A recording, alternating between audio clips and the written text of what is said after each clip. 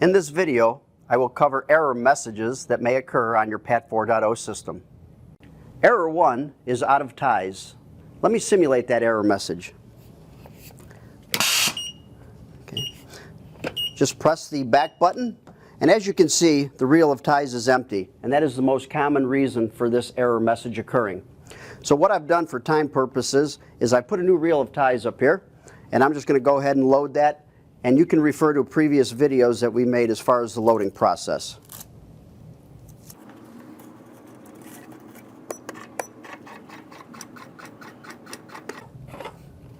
And now I'm ready to go.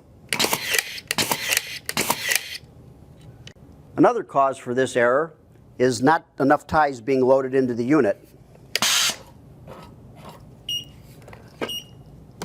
So when you load the unit, you need to make sure you load 14 ties. If you only loaded 6 or 7 ties, you wouldn't have enough ties in there. So just take and press the load button